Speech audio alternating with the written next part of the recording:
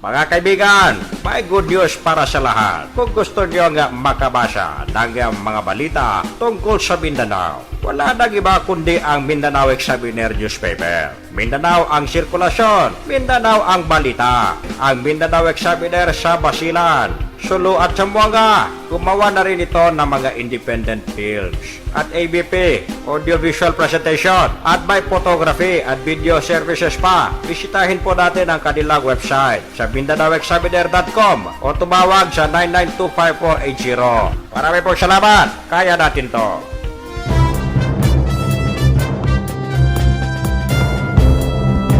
Alright, yahoo! Gising! Sarap matulog kayo mga kaibigan. Umuulan, malamig. Lalo na kung may kayakap ka. Woo! Welcome sa ating programa, Radyo Mindanao. Dito lamang mga kaibigan sa Radio Philippines Network. DXXX 1008 sa inyong AM band sa Zamboanga City. Ito po niya balingkod, Fafa Al. At tayo napapakinggan sa malaking bahagi ng Mindanao.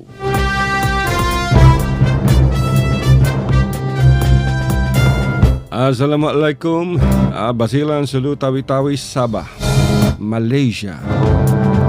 Ayong adlaw.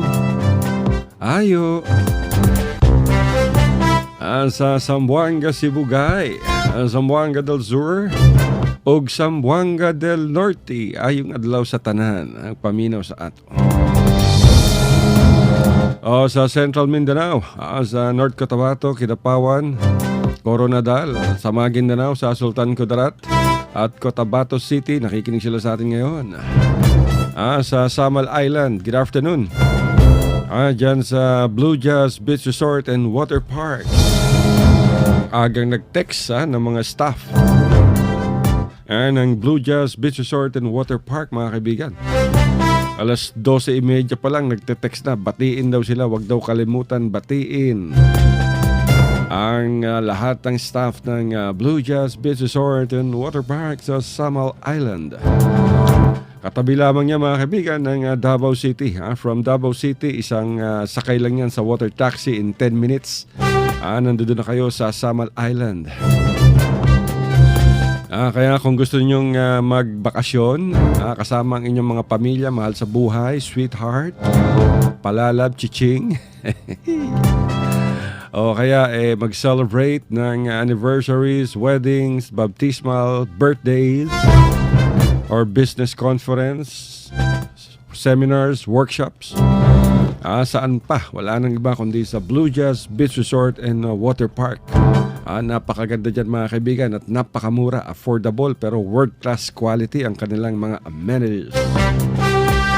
Maaari niyong tawagan ng Blue Jazz Beach Resort and Water Park sa kanilang telephone number 082-284-2000.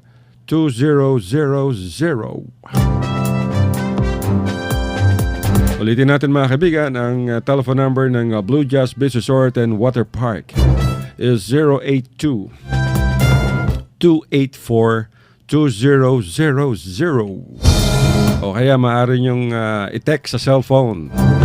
O kaya tawagan sa kanilang cellphone numbers 0998-967-8001 up to 8005. Balik-balik ko lang natin mga iksuon. Ang number sa Blue Jazz Beach Resort ug Water Park, kung gusto niyong magbakasyon, ay 0998-967-8001 up to 8005. Napakaganda ng Blue Jazz Beach Resort and Water Park mga kaibigan. Marami silang hotel rooms. Napakasarap ng kanilang mga pagkain at ang ganda, world class ang kanilang serbisyo. Diyan lamang sa Samal Island sa Blue Jazz Beach Resort and Water Park. Good afternoon sa lahat ng staff at employees ng Blue Jazz Beach Resort and Water Park. Nagpapabati rin. Ang aga naman itong mga hindi pa tayo nagpo-program, puro bati na. Sa Yaki Herbal Laboratory.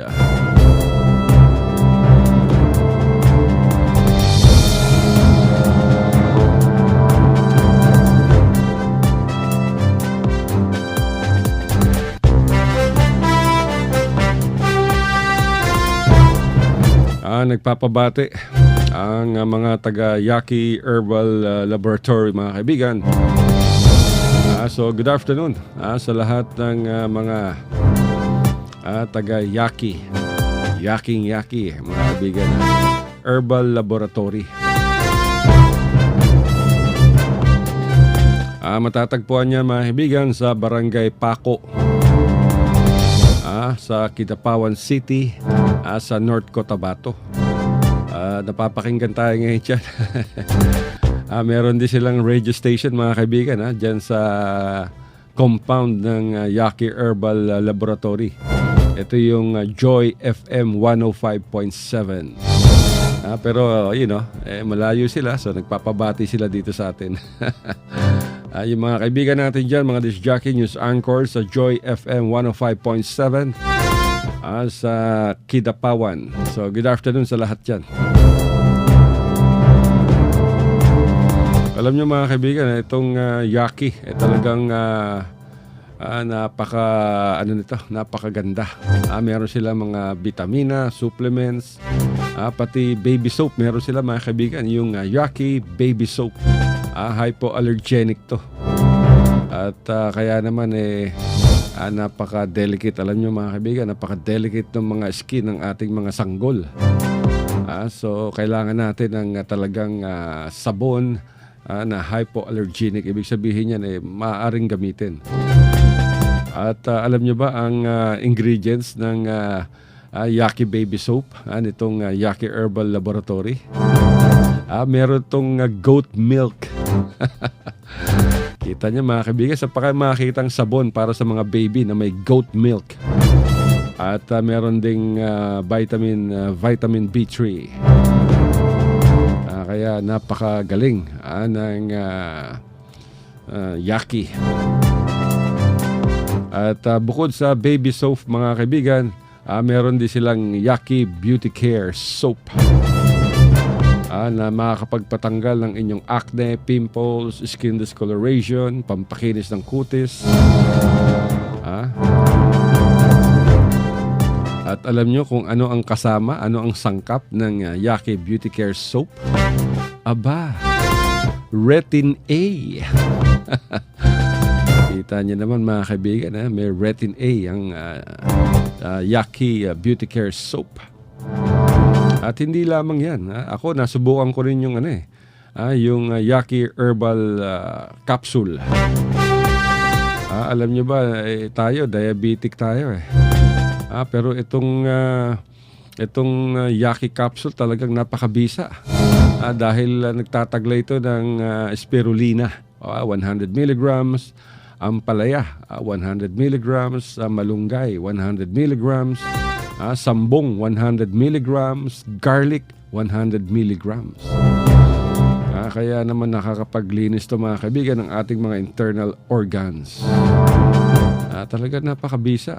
Ako talagang yan ang testimonya ko. Dahil nalaman ko to nung nirekomenda sa akin ng isang kaibigan. Kaya subok na subok. Parang Bangko Pilipinas, subok na matatag, subok na matibay. At meron din silang Yaki Oil Liniment, mga kaibigan. Isa itong counter-irritant. Kung kayo medyo nangangati, o kaya kamot kayo ng kamot, may mga kung ano-ano kayo sakit sa balat, maaari ninyong gamitin to dahil ang Yaki Oil Liniment ay nagtataglay ng methyl salicylate, menthol crystal, camphor at eucalyptus. So, ano pang iniintay niya, mga kaibigan? Bili na. At para sa ating mga anak, ang Yaki ay meron ding Kiddie Yaki Syrup. Isa rin itong food supplement at napakaganda sa kalusugan ng mga bata. Dahil ito ay isang brain enhancer, nakakapag-induce ng pagtulog o ng antok at nakakagana ng pagkain sa mga bata. Kaya naman talagang number 1 itong Kiddie Yaki Syrup. So lahat ng taga Yaki Herbal Laboratory, pati sa Joy 105.7 FM na nakikinig sa atin ngayon. So good afternoon sa lahat.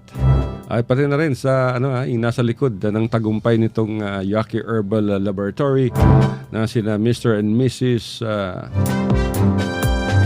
Romy at Lulu Elusfa. Alam niyo mga kaibigan, mga members yan ng Iglesia ni Cristo. Kaya napakaganda ng negosyo nila, mabait ang mga trabahador, mabait ang amo, napakalinis ng kanilang factory. At sobra-sobra pa sa minimum wage ang kanilang pinapasahod. At bukod dyan ay ang kanilang social responsibility mga kaibigan matindi.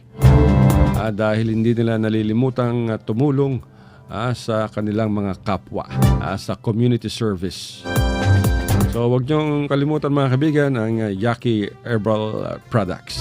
Tangkilikin natin ang sariling atin. At kung gusto niyo namang nasa bandang North Cotabato kayo, gusto niyo mag-swimming, meron silang Ilay Resort and Hotel. Maganda dyan. Dahil nung napunta tayo dyan, binigay sa atin yung first class room. Kaya maraming salamat sa Yaki Herbal Laboratory sa Kidapawan.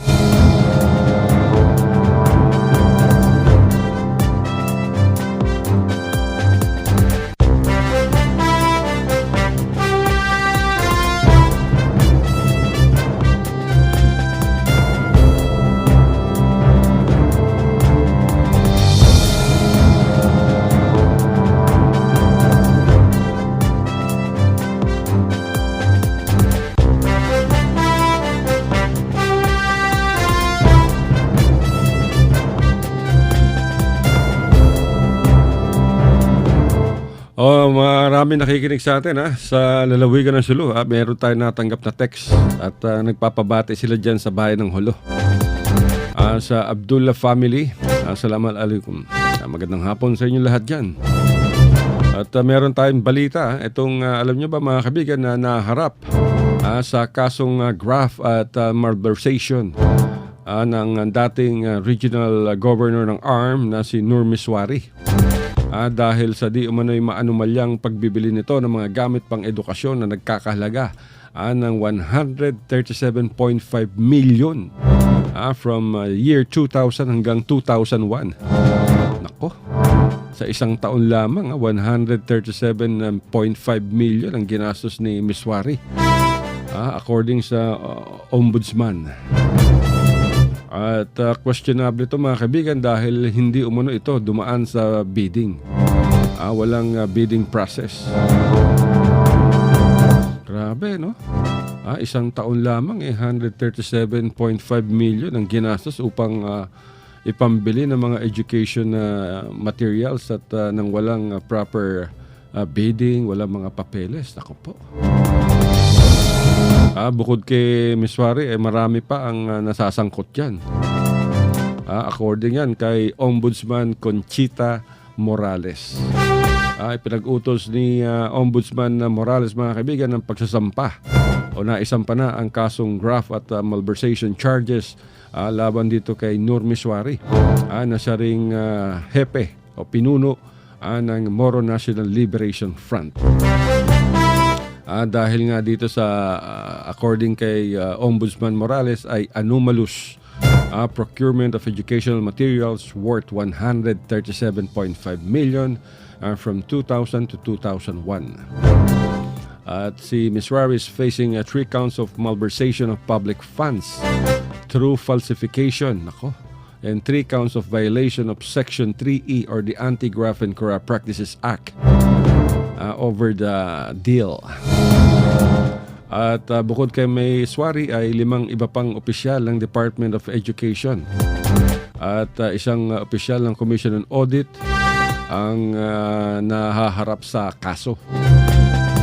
At sa pahayag nitong si Ombudsman Morales ay sinabi niya na merong probable cause that Ms. Swari and other respondents conspired with one another while discharging their official functions, acting with manifest partiality, evident bad faith, or gross and excusable negligence when they conspired to rig the procurement. Yan ang sinasabi ng Ombudsman mga kaibigan. At binabasa lang natin yung press release ng Office of the Ombudsman. At yung mga nakatanggap ng bayad di umano dito sa pagbibili ng mga educational materials ay ang mga sumusunod. White Orchids Printing and Publishing House, CPR Publishing House of Caloocan City, Esteem Enterprises sa Quezon City, Dunong Publishing sa Parañaque City, at MBJ Learning Tools dyan sa Caloocan. At bukod daw sa kawalan ng kaukulang public bidding, ay nakita raw ng Commission on Audit ang ilang mga technical problems sa procurement ito, katulad ng kawalan ng mga petsa kung kailan binili at mga resibo. At wala ring mga kontrata. Wala rin mga inventory at distribution list kung saan na ipamigay, kung saan dumating, kailan dumating. At yung di umano ay undue haste in the purchase of goods. Yung pagmamadali di umano. At ang non-compliance with eligibility requirements by the suppliers. At sa pahayag naman ni Ombudsman Conchita Carpio Morales ay kasamang sinampahan ng kaso itong mga suppliers na si Lolita Sambeli ng White Orchids, Cristeta Ramirez ng CPR Publishing, Mario Barria ng Esteem Enterprises at Maria Lourdes Mendoza ng Dunong Publishing.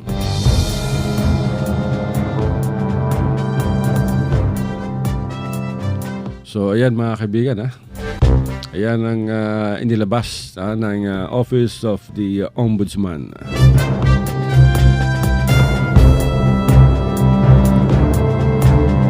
Alam niyo, tagal-tagal na yan, Matagal na yan, 2000, 2001, 2016 na tayo ngayon at magtatapos na. Magtatapos na ang ating taon at ngayon pa nailabas ng Ombudsman ito. Dapat bago to sinampahan ng kaso ng Ombudsman, dapat nabigyan itong si Chairman Nurmiswari ng kaukulang oras upang maipagtanggol niya ang kanyang sarili. Hindi naman yung pwedeng sampahan mo na lang ng kaso, di ba? Kailangan bigyan mo ng kopya ng reklamo itong si Nurmiswari. Dapat binigyan ng Ombudsman to mga kaibigan ng kopya ng reklamo upang masagot ito ni Maas. At paano naman masasabi na talagang involved dito si Maas? So kailangan may mga ebidensya, may mga pruweba. During the time ng investigasyon ba, naabisuhan ba si Maas? Kung naabisuhan si Nurmiswari, definitely makakakuha ng abogado si Chairman Nurmiswari upang ipagtanggol ang kanyang sarili sa ganitong klaseng mga aligasyon. Ang daming problema kinakaharap ni Maas ngayon.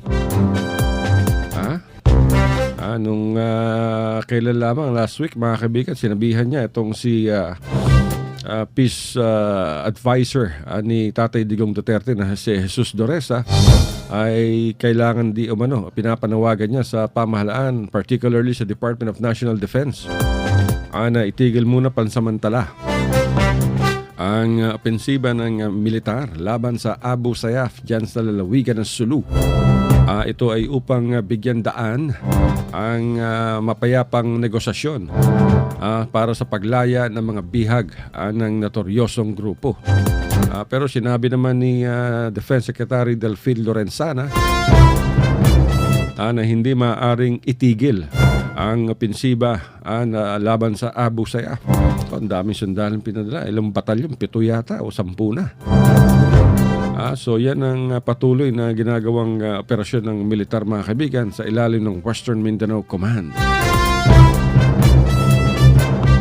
Sinabi ni Delfin Lorenzana, ang Secretary ng Department of National Defense, ay maaaring magkaroon ng localized truce o pansamantalang suspensyon ng opensiba doon lamang sa lugar kung saan ay naroroon ang mga bihag ng Abu Sayyaf upang masimulan ni Miswari ang negosasyon para sa kanilang paglaya. Bihag pa ng Abu Sayyaf ang mga Malaysian at Indonesian tugboat crew members na dinukot dyan sa karagatan ng Sabah, Malaysia. At bago umalis si Tatay Digong papuntang Vietnam, sinabi ni Tatay Digong na ngayon ay hinihiling naman ni Miswari na mabigyan ng general amnesty ang lahat ng Abu Sayyaf members.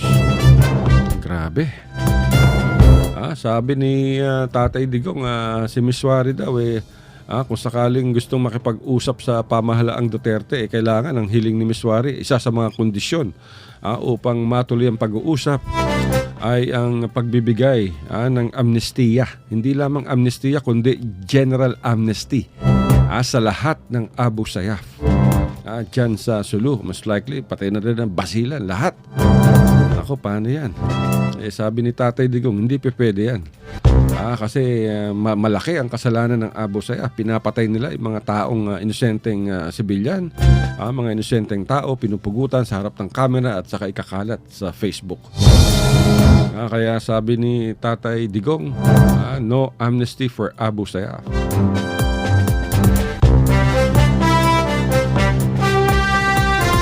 Bakit kasi hinihingi ni Bakit kasi hinihingi ni Miswari na bigyan ng general amnesty ang lahat ng mga members ng Abu Sayyaf? At isama raw ito sa peace talks sa pamahalaan. Ako. Ito, sinabi to ni Tatay Digong, mga kaibigan, sa kanyang pagbisita sa kampo o sa headquarters ng Philippine Marines dyan sa Taguig City. Nitong kailan ba? Nitong Martes lamang, hindi tayo nagkakamali. Dahil ang sabi ni Tatay Digong ay hinihintay na raw niya ang pakikipag-usap kay Miswari upang masimulan na. At nagulat ito nung sinabi ni Miswari na dapat isama ang Abu Sayyaf sa pag-uusap at bigyan sila ng general amnesty. Sabi pa ni Tatay Digong, and I quote, Senator Miswari, I've been waiting for him. Ang bagong proposal is pati Abu Sayyaf isali na niya. At pagdating ng panahon, kung magka-okay tayo, isali niya sa general amnesty. Pagka ganon, wag na lang tayo mag-usap. I will not. For the life of me, I will not. Sabi pa ni Tatay Digong, dinagdag pa niya, why should I talk to animals? What's the point? Diba? And then sabi niya, para kung gusto ni Miswari na wag na makipag-usap, nasa sa kanya raw yan.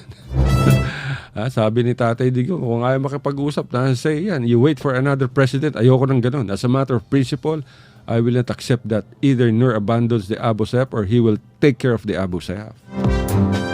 Yan ang sinabi ni Tatay Digong, mga kaibigan, sa harapan ng Philippine Marines nang ito'y bumisita sa kanilang headquarters sa Taguig City. At doon ay pinangakuan din ni Tatay Digong ng Glock 30 ang bawat isang sundalo. Pero bago siya nagtapos, nagpa-raffle siya ng 3 Glock 30 na 45 caliber pistol. So yan, mga kaibigan, malinaw ang sinabi ni Tatay Digong. Alam nyo, mahirap, hindi pwedeng diktahan itong si Tatay Digong. My goodness.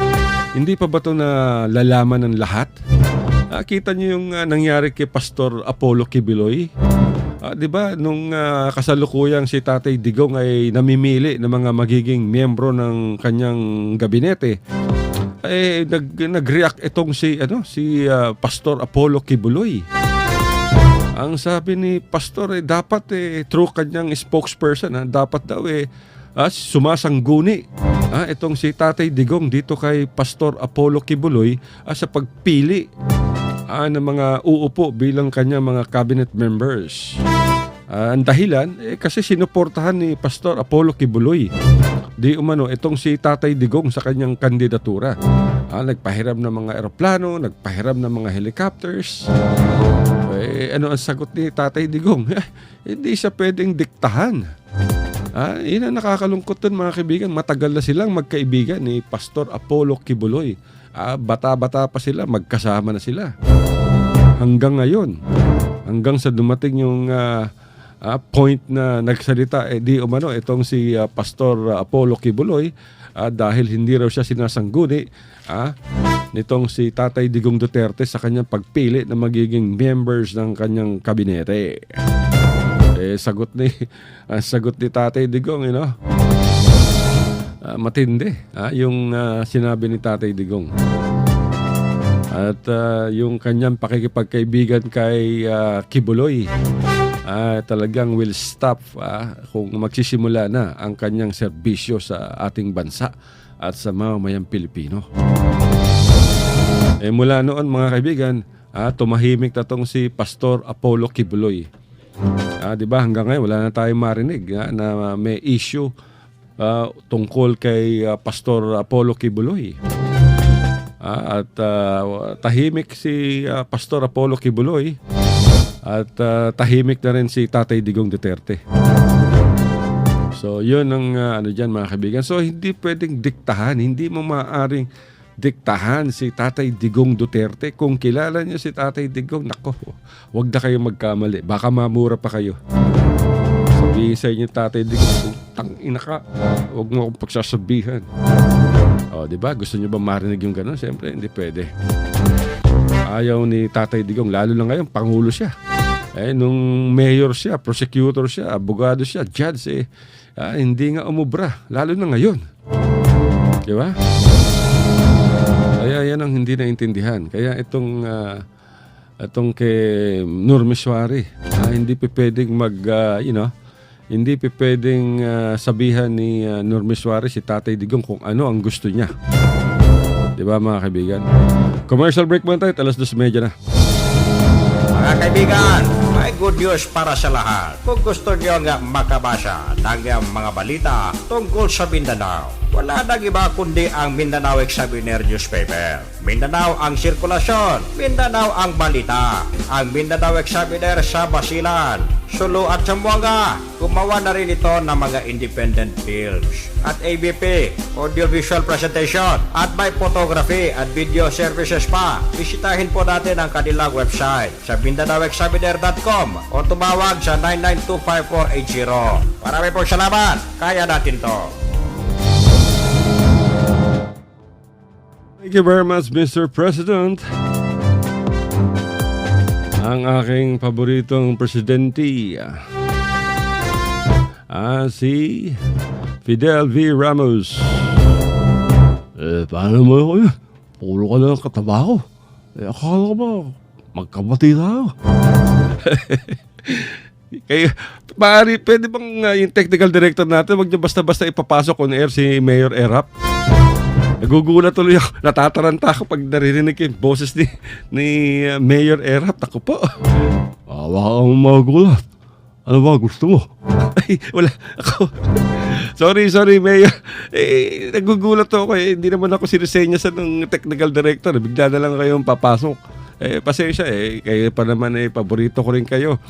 Alam nyo ba, Mayor Erap, na lagi kong pinapanood yung mga pelikula ninyo noon. Bata-bata ako, elementary. Talagang kayo, idol ko. At saka si FPJ. Lagi nyo pang kalaban noon. Ito sila Paquito Diaz at si Romy Diaz. Talagang matanda ka na. Bahala ka. Buhay mo. Panta ka naman nila. Okay pa. Salamat, Mayor Erap. Basta kayo, the best. Kaya mga kaibigan, pag nagkakaedad, magpa-stem cell na rin kayo. Okay talaga to si aking Mayor Erap. Laging naka-hook up. Hindi ko alam kung paano niya naririnig yung ating broadcast. Umaabot pa tayo sa Maynila. Siguro maabot dahil papakinggan nga tayo ng Jesus Miracle Crusade sa Tuguegarao City sa Cagayan Province dahil sa shortwave radio. Pero ang ating partner, mga kaibigan, ang Radyo Mindanao ay partners ng DWIZ. sa Maynila at nationwide ang broadcast niyan. At syempre ang CNN Philippines. Dito lamang yan mga kaibigan sa Radio Philippines Network. Kaya naman namamayagpag ang Radyo Mindanao at napakalakas ng ating broadcast. Naririnig mo ba, Market Superintendent Nathaniel Asuncion? Tanong daw si Superintendent Nathaniel Asuncion meron bang nakikinig sa DXXX? Marami nakikinig dito. Market Superintendent Nathaniel Asuncion. Ikaw nga, nakikinig ka ngayon Yeah? Mga kaibigan.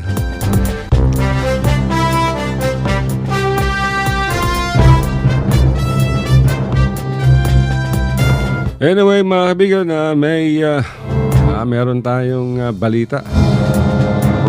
At ngayong araw, mga kaibigan, ay pumanaw na si dating Senadora Miriam Defensor Santiago. Itong si Miriam Defensor Santiago ay namatay kaninang alas 8:52 dahil sa sakit na lung cancer. At mismo ang kanyang anak na si Michelle Santiago ang nagkumpirma ito at nilagay din sa Facebook niya na talagang kinupirma niya na nasawi na ang kanyang ina sa edad na 71. At ayon kay Michelle, mahal na mahal ka namin. Ito yung sinabi niya sa Facebook niya, no, mga kaibigan. Mahal na mahal ka namin, ma. Hindi na po kayo mahihirapan ngayon. Kasama niyo na po ang ating Panginoon. Maraming salamat sa inyong pagmamahal sa amin, sa inyong pamilya, at sa ating bayan. Yan ang sinabi ni Michelle Santiago, mga kaibigan. Talagang nakakapanindig balahibo. Parang kanta ng Eraserheads, di ba? At ayon pa kay Michelle ay tulog ang kanyang ina nang ito'y bawian ng buhay. Diyan sa St. Luke's Medical Center sa Bonifacio Global City sa Taguig. Alam niyo mga kaibigan, kung di tayo nagkakamali noong July 2014 ay inanunsyo sa publiko ni Senator Santiago na siya ay may stage 4 lung cancer. Ngunit sa kabila nito, itinuloy ang kanyang panunungkulan at tumakbo bilang Pangulo noong nakaraang May 2014 elections. At hindi siya nanalo. Ang tinaguriang Iron Lady of Asia dahil sa kanyang tapang kontra sa graft and corruption ay ipinanganak noong June 15, 1945. Konti lang pala agwat namin Senator. 67 ako, 71 siya. 71 years old siya, ako 67. Siya ipinanganak mga kaibigan noong June 15, 1945 sa Iloilo City. Sa kasagsagan yata ng gera to. Ang kanyang mga magulang ay sina Benjamin Defensor, isang district judge, at si Dimna Palma Defensor. Si Senator Santiago ay isang accomplished student na nagtapos bilang valedictorian sa elementary at high school. Nagtapos din si Senator Defensor Santiago bilang magna cum laude sa University of the Philippines sa Visayas noong 1965 at meron siyang Bachelor of Arts degree in Political Science. At nagkaroon din ito ng law degree with honors sa UP Diliman. At siya ang naging kauna-unahang editor-in-chief ng The Philippine Collegian, isang student newspaper ng UP. At naging presiding judge itong si Senator Defensor Santiago sa Quezon City Regional Trial Court. Dito siya nakilala sa pagpapalaya sa mga inaresto anti-Marcos rallies. At kabilang dito, mga kaibigan, si Direktor Lino Broca. Ito ay noong panahon ng martial law ng diktadoryang Marcos. At naging Immigration Commissioner rin at Agrarian Reform Secretary. Itong si Santiago. At naging senadora sa 3 termino mula 1995 hanggang 2001 at 2004 hanggang ngayong taon. At nagsilbing legal officer si Senator Santiago sa United Nations High Commission for Refugees sa Geneva, Switzerland. At sa husay at talino ni Senator Santiago ay siya ang kauna-unahang Pinay na na-elect bilang judge sa International Criminal Court na nakabase naman sa The Hague, Netherlands noong 2011. Ngunit binitawan niya ito, mga kaibigan, dahil sa kanyang chronic fatigue syndrome. 3 beses na tumakbong Pangulo itong si Senator Santiago. Nung una ay noong 1992 laban kay sa aking paboritong Pangulo na si Fidel V. Ramos. Natalo rin siya. At pangalawa naman ay noong 1998 at laban naman kay Mayor Erap at natalo rin siya. At ang pinakahuli ay itong ang taon na ito, mga kaibigan, na kung saan ay nanalo si Tatay Digong Duterte. So nakikiramay tayo, mga kaibigan, sa pamilya ni dating ni Senadora Miriam Defensor Santiago. Sa lahat po ng staff at employees ng Radyo Mindanao, ng Radio Philippines Network, DXXX, ay kami po ay nakikiramay. Yan ang problema, kaibigan. Kung sino pa ang napakabait, siya pa ang nawawala. Oy, si Edgar Matubato, yung self-confessed cold-blooded murderer, na di man ay member ng Davao Death Squad. Sinabi niya, mga kaibigan, handa na rin siyang mamatay matapos niyang isiwalat sa Senado ang katotohanan. Ang tinuod, Jude. So, yan ang sabi niya. Diyos na raw ang bahala sa kanya. Sa kanyang buhay. At nagpakita pa ito ng isang estatwa ng Virgin Mary na siya umanong nagbibigay sa kanya ng proteksyon. Antindi rin itong si Edgar Matubato, mga kaibigan, di ba? Kung matatandaan nyo, sinabi niya na pinagmayabang pa niya na yung kanyang grupong DDSD umano na dating Lambada Boys ay nakapatay na ng mahigit sa 1,000 kriminal dyan sa Davao City. Davao City alone, wala pa sa mga ibang lugar, Samal, Butuan, lahat. At siya mismo, 50 ang kanyang pinatay in cold blood. Andyan yung pinag-chop-chop niya yung katawan, pinagsasaksak. Andyan yung meron silang pinakain sa buwaya. Andyan yung meron silang itinapon sa ilog, sa dagat. At nilagyan lamang ng pabigat. Andyan yung dinukot niya yung kanyang asawa ng kanyang pinsang babae. Na sinasabi niyang terorista, foreign terrorist. Yung pala, itong si Sally Macdum, inonse pala ni Edgar Matubato para nakawin yung salapi na pambilisanan ng lupa. Tapos ngayon, sinasabi ni binabanggit nitong si Edgar Matubato na isang kilabot na mamamatay tao. Binabanggit niya ang Diyos. Diyos na raw ang bahala sa kanya. Naku po. Baka Diyos ng impyerno. Pako. Sabi niya, handa na raw siyang mamatay. So, patayin niyo na yan. Handa na raw siyang magpabitay. Alam niyo, mga kaibigan, kahit na 100 beses patayin ni Matubato ang sarili niya, kulang pa yun sa pagbayad sa kanyang mga pagkakautang. Naku po. Ang daming hustisya ang hinihingi ng kanyang mga pamilya na kanyang mga naging biktima. Kaya mahirap banggitin yung yung pangalan ng Diyos at samantalang gumagawa ka ng karumal-dumal na krimen. And then sasabihin mo, Diyos na ang bahala sa iyo. Naku po. Itong si Edgar Matubato ngayon mga kaibigan ay pinoprotektahan ni Senator Antonio Trillanes at Senator Laila De Lima sa pakikipagtulungan di umano ng ilang alagad ng simbahang Katoliko.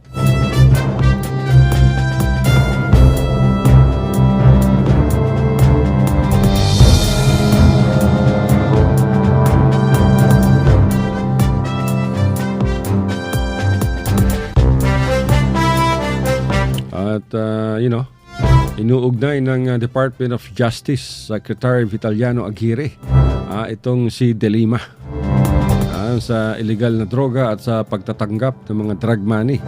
At malaking halaga nito mga kaibigan ay ginamit di umano sa kanyang kampanya ng nakarang eleksyon. Yan ay aligasyon ng Department of Justice. Pero palaban naman itong si De Lima mga kaibigan. Di ba? Sinabi natin kahapon na nag-press con siya at napaka-emotional. Nung kanyang press conference, hindi lamang emotional, hysterical pa. At hinapon niya pa si Tatay Digong Duterte. Na-arestuhin na siya dahil ito naman ang nais niyang mangyari. Sabi pa niya, huliin niyo na ako ngayon. Yan naman talagang gusto nyo. Ikulong niyo na ako ngayon. I'm here. What do you want to do, Mr. President? I'll wait for you. Yan ang maluha-luhang sinabi nitong si Senator De Lima, pati yung mga media na nagko-cover sa kanyang press con dyan sa Senado. Nagulat yung isa. Dahil pasigaw sumisigaw. At kahit nangingilig na yung kanyang luha at nanginginig ang boses sa matinding galit, giniit pa ni De Lima na hindi siya duwag para atrasan ang lahat ng mga aligasyon laban sa kanya. Dahil sinasabi niyang siya ay inosente at walang kasalanan. At sa halip, lalabanan niya to. Sabi pa niya, I want to fight here in my country. Hindi ako duwag. Dahil wala akong kasalanan. Yung mga nagtatago lamang, yung mga duwag ang umaatras. Hindi po si Laila De Lima. Hindi po ako pinalaki ng tatay ko na maging duwag. Yan ang ganyan ang Ayoko lang sumigaw dito sa booth namin sa Tugbungan baka maglabasan yung mga bantay na security guard, police at barangay tanod diyan sa baba.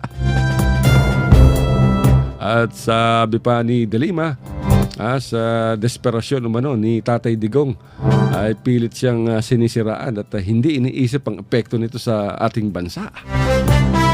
Sabi pa ni Laila De Lima, mga kaibigan, in your desperation, para siraan niyo ako, hindi niyo na iniisip kung ano ang nagiging itsura niyo sa mata ng bayan at sa mundo.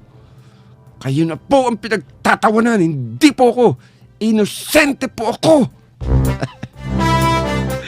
Yan ang galit na pahayag mga kaibigan ni Senator Laila De Lima.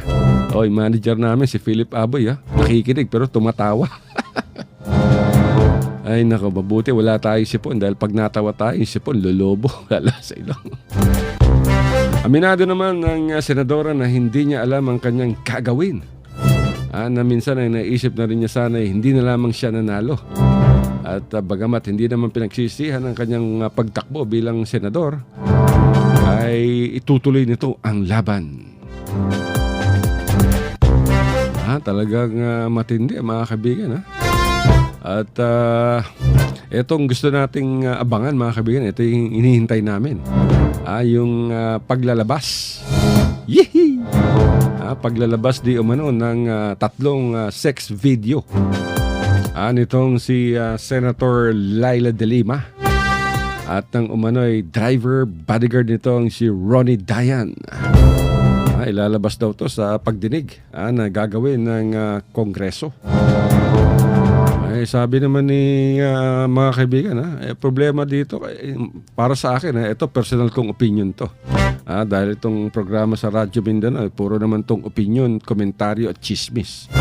Sa personal kong opinion mga kaibigan, talagang mahirap ilabas yan Kasi yung sex video yan, pribado yan kung totoong merong ganyan. At yung pagdinig ng Kongreso na sa illegal drugs na nag-uugnay dito kay Laila de Lima ay naka-broadcast to sa television, television. Naka-broadcast to sa radyo. Mas matindi pag sa television naka-broadcast dahil makikita to ng publiko, makikita ng mga bata. Siyempre, ano ba ang ginagawa pag may sex scandal ka, di ba? Nakikipag-sex ka. So, hindi pwede pa sa aking opinion, wag na lamang. O kung gustong ilabas ng Kongreso sa naturang pagdinig, siguro behind closed door. O kaya sa executive session. Kung gusto nila makita, di yun. Executive session, mga kaibigan, ibig sabihin yan, off limits dyan ang media. At kung sa tingin nila ay talagang si Senator Laila de Lima ang naroroon sa naturang sex scandal, yung video yan, di mapapatunayan nila na talagang nagkaroon ng relasyon itong ating senadora sa kanyang driver na si Ronnie Dayan. Pero hindi naman tinatanggi ni Senadora de Lima na naging lover niya itong si Ronnie Dayan na isang pamilyadong tao. At ngayon ay nagtatago na rin si Ronnie Dayan dahil ayon kay de Lima ay nakakatanggap na rin ng mga pagbabanta sa buhay. Itong si Ronnie Dayan at matagal na rin daw itong umalis sa poder ni Laila de Lima. Pero di ba, naiugnay din itong si de Lima sa kanyang bodyguard sa isang escort from MMDA. Ay, grabe itong mga chismis. Nakakapanindig balahibo. Grabe mga skandal, mga kaibigan. Sabi naman kaninang umaga, mga kaibigan, ni Senator Grace Poe na hindi naman dapat ipalabas yun, sex video, kasi publiko makikita yan. Hindi maganda, malaswa. May question dyan ng morality, sabi pa ni Senator Grace Poe. Ang question dyan ng morality, kung merong question ng morality, asan yung morality dyan nung nagkaroon ng relasyon itong si de Lima at si Ronnie Dayan? Considering isa siyang mataas na opisyal ng pamahalaan at ang kanyang kalaguyo ay isang pamilyadong tao na driver pa. Ayan ay kung totoo ang chismis. Pero sa ngayon, mga kaibigan, lahat ay puro alegasyon lamang. Sa YouTube, ang daming nagkalat na nagsasabing Laila de Lima video scandal, sex scandal. Pero lahat naman Photoshop. Di ba? Puro naman Photoshop. Kaya tignan natin kung ano ang magiging tayo ng Kongreso ukol sa isyong ito. Pero sinabi naman ni House Speaker Pantaleon Alvarez na bago ipatawag ang majority caucus kahapon ng umaga, ay sinabi nito na ikukonsidera nila ang pagpapalabas sa umano'y sex video ni de Lima. Ang sabi pa niya, para sa kanya, wala naman daw diferensya upang kung malaman ng tao yung kung talagang totoo yan o hindi. Kung kinakailangan dahil para yun ay mag-uugnay kung mayroong personal relationship itong si de Lima at si Ronnie Dayan. Hindi nga ang issue dyan ay mapapanood ng mga bata, ng mga minor de edad. Yun ang iniiwasan natin, di ba? Hindi naman tayong bansa na, katulad sa Europa, na kahit magpalabas ka ng X-rated sa television, okay lang. Television. So yan ang nais, mga kaibigan, itong si House Speaker Alvarez. At ang gusto niya ay ang taong bayan ng humusga kung totoo o hindi ang sex video. Kaya plano nitong palabas sa Kongreso. Subalit hindi naman sinabi kung kailan. Di ba nangyari din yan sa Zamboanga? Yung isang kandidato na tumatakbo, meron nagpakalat ng sex video. Ang nagpakalat ay mismong kalaban niya sa politika. Napanood ko yun yung sex video yan ng isang politiko. Napanood natin yan mga kaibigan. Commercial break muna tayo. Mga kaibigan, may good news para sa lahat. Kung gusto nyo nga makabasa ng mga balita tungkol sa Mindanao, wala nang iba kundi ang Mindanao Examiner newspaper. Mindanao ang sirkulasyon, Mindanao ang balita. Ang Mindanao Examiner sa Basilan, Sulu at Zamboanga. Gumawa na rin ito ng mga independent films at ABP, audiovisual presentation, at may photography at video services pa. Bisitahin po natin ang kanilang website sa MindanaoExaminer.com o tumawag sa 9925480. Marami pong salamat. Kaya natin to. Alright, thank you very much, Mr. President. Wala na tayong oras. Nako, ubos na naman. Ganda pa naman ng ating discussion dito. Puro sex video. O, di ba yung sex video ng politiko, napanood ko yun. Grabe, gutom na gutom yung pero hindi naman natin sinasabing totoo yun. Pero ang sinasabi ko, sex video ng isang politiko. Dyan yan sa Banana Republic. Pinakalat ng isang politiko sa Banana Republic yung sex video sa cellphone upang siraan yung kanyang kalaban sa takot na baka matalo. Kaya doon lumabas yung sex video, nako, pinagpistahan dyan sa Banana Republic. Wala na tayong oras. Si Alili, nagbatiin natin yung taga Baliwasan dyan sa Zamboanga City. At sa Norte Family, kay Ramil Kamay, galing sa iyong esposa. I love you daw, Ramil. At kay Kagawad Pioquinto, Rodel Pioquinto dyan sa Baliwasan. At sa lahat na mga kaibigan, wala na tayong oras. At kumakatok-katok na itong ating technical director at PA natin, production assistant. At papasok na raw yung DWIC mga kaibigan, yung aming partner sa nationwide broadcast. Pero hanggang sa susunod na bukas mga kaibigan, ito po niyang balingkod, Papa Al, nagsasabing isang magandang hapon sa inyo at salamat sa pakikinig dito sa Radyo Mindanao, sa Radio Philippines Network, dito po like Zamboanga. Nako, maraming lugar ang inaabot nitong aming broadcast dahil napakalakas mga kaibigan. Hanggang bukas, I love you, Mama. Take care. Chup chup.